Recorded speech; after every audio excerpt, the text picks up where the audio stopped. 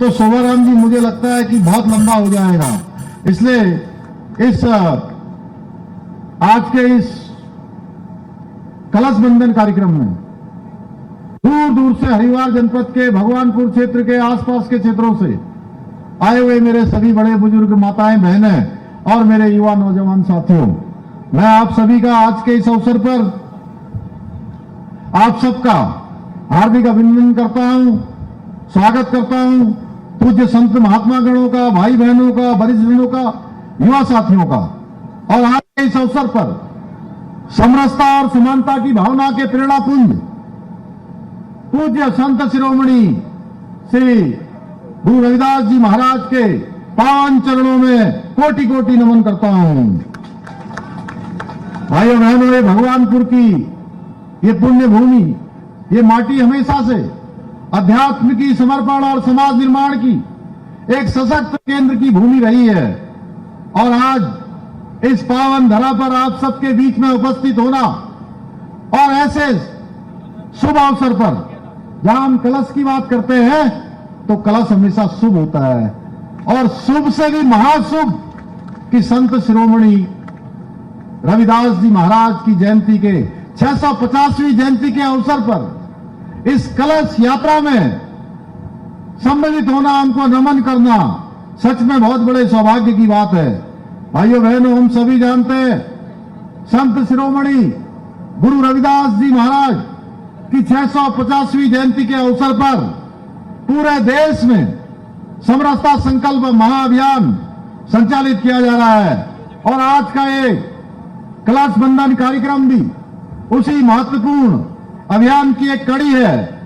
भाइयों बहनों, हम सभी जानते हैं कि भारतीय संस्कृति में कलश मंगल, समृद्धि और शुभारंभ का प्रतीक माना जाता है।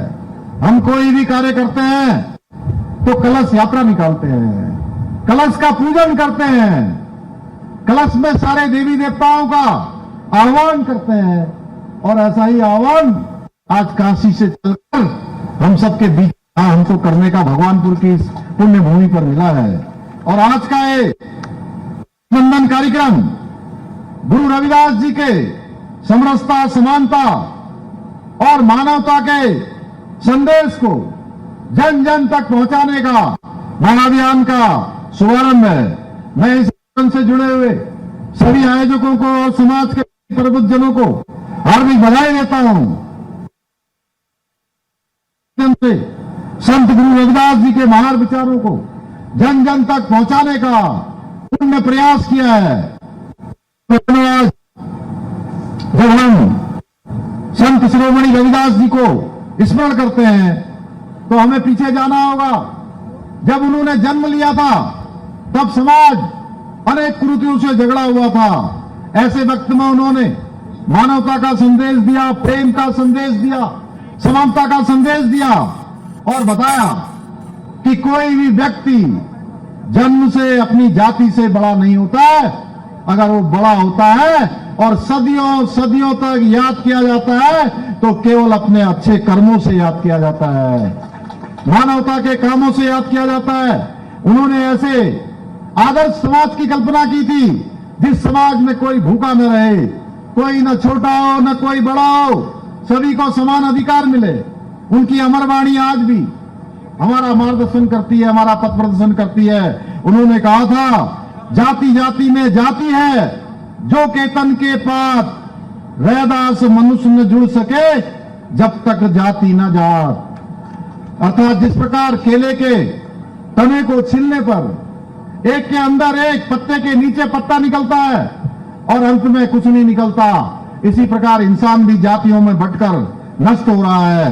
जब तक समाज में यह भेदभाव खत्म नहीं होगा तब तक अखंड और सशक्त समाज का निर्माण नहीं सकता है। उसमें हमेशा बाधा बनी रहेगी। भाइयों बहनों, मुझे ये जानकर ये कहते हुए अत्यंत हर्ष और गर्व हो रहा है कि संत रविदास जी ने इसी समरसता और समानता के संदेश को हमारे यशस्वी प्रधानमंत्री श्री नरेंद्र मोदी जी के कुशल नेतृत्व में, उनके मार्गदर्शन पर आज पूरे देश के अंदर धरातल पर उतारा जा रहा है। आज केंद्र व राज्य की डबल इंजन सरकार है। सबका साथ, सबका विकास, सबका विश्वास, सबका प्रयास, इस मूल मंत्र के साथ काम कर रही है, जिसके तहत